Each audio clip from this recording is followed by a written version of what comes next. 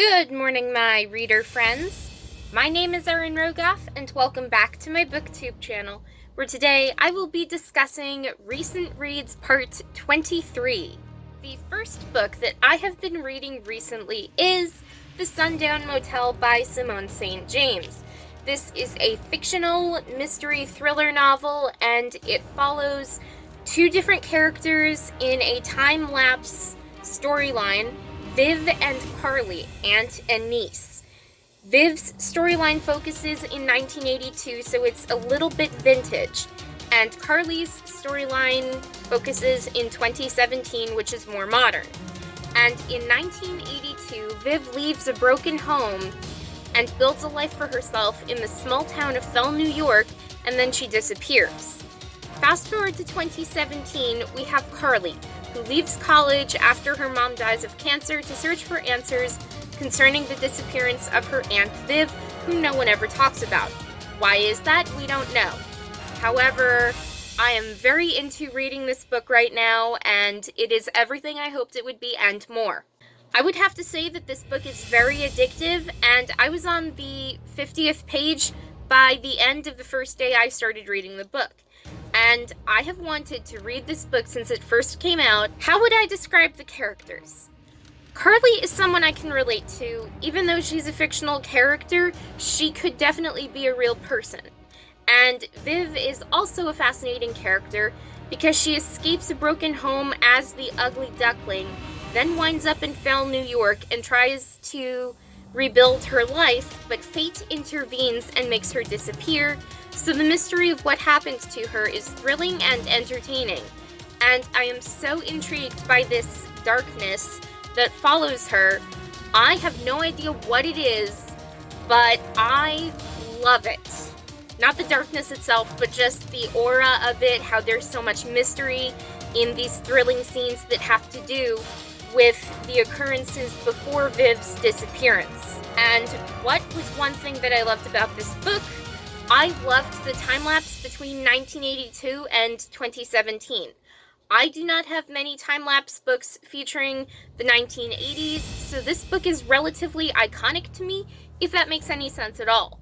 The next book that I have been reading recently is London by Frank Teil. I am rereading this because I never finished it to begin with, but this is a fiction zombie horror novel, and it focuses on London native Bill, who breaks his leg, and then the zombie apocalypse begins, so he's cooped up in his flat until his leg heals. When he realizes that he can't stay put, he needs to leave his flat to save his life, but what can he do with an injured leg and no way of knowing where to go, what to do, or who to talk to? Bill's best friend, Jen, offered her help before the outbreak of the undead, so how can Bill get to her? And is she even still alive? How would I describe this book? Written as journal entries through Bill's point of view, this book might take a little while to get into, because I know I had that problem, but it is still intriguing. And this book saga, the Surviving the Evacuation series, has at least 18 books in the series, so it has to be a good read, right? Well, I'm still making up my mind about this, but in a global pandemic, this series seems to be the perfect one to read. How would I describe the characters? One of my philosophies about people in general is there are two types: the waiters and the doers. The waiters wait for stuff to happen, while the doers make the stuff happen and do what needs to be done. My opinion on Bill: because of his broken leg, he's a waiter, but he becomes a doer when he decides to get out of London and try to escape the zombie outbreak. And prior to the zombie outbreak, Bill seems to be a sucky waiter, so I like to think that he changes throughout the rest of the series, but I'm wondering if he's still the narrator in the later books, because that would be interesting to read, but then again, not, because if it takes a while for the reader to get into this entire series through Bill's narrative alone, that would be a little more complicated than I originally thought. And so far, in reading this book, what is one thing I liked best about this book? As I said before, in a global pandemic, books about global crises, zombie outbreaks, virus outbreaks, and otherwise, just seem fitting to read, don't you think? And the third and final book that I've been reading recently is Ash Princess by Laura Sebastian. I haven't gotten far into this book, but I am definitely reading it, and I do enjoy it. This is a young adult fiction fantasy romance novel, and it focuses on Princess Theodosia, who has had her kingdom overthrown and was forced into imprisonment with the title of Ash Princess, a name of disgrace.